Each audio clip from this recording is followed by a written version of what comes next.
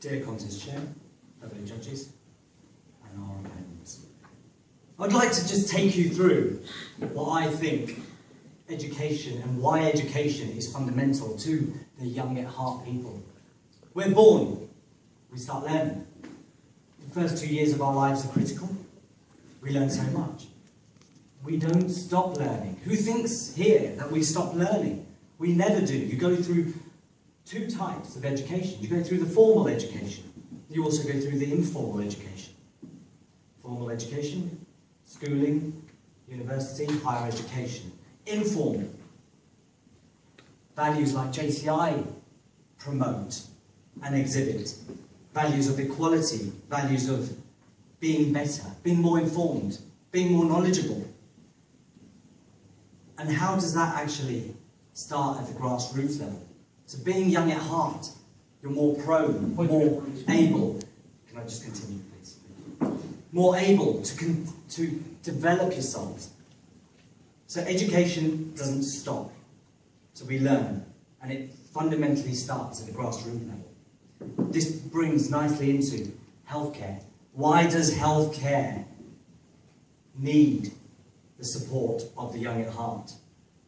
So, linking into education, we recently, as JCI London, went out to Ghana with 850 bed nets. We raised 5,000 British pounds sterling to take bed nets there. And you know what? One example of that was people loved the bed nets, understood, but being the young at heart people, we had to educate them. You know why? We had to educate them because they weren't using the bed nets to combat malaria, to support their health. They were using it as fishing nets. So this is how the young at heart can actually contribute and support the healthcare. Because to educate them, it's no point having fishing nets if you're going to feed your family and the next day you're going to die because of the malaria. This links in nicely to being educated. Last 2 weeks ago I was in South Africa teaching how to fundamentally, 1 billion people are without clean water.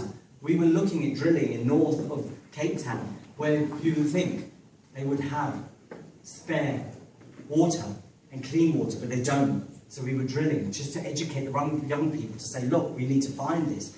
And this moves on to my final point around responsible and honest government. Recently, Richard Branson took a group to meet of young at heart people to meet the government. And you know why? Because he's young at heart, and that just shows young at heart makes a difference. So please, I implore you to understand this motion and stick with it. Thank you very much.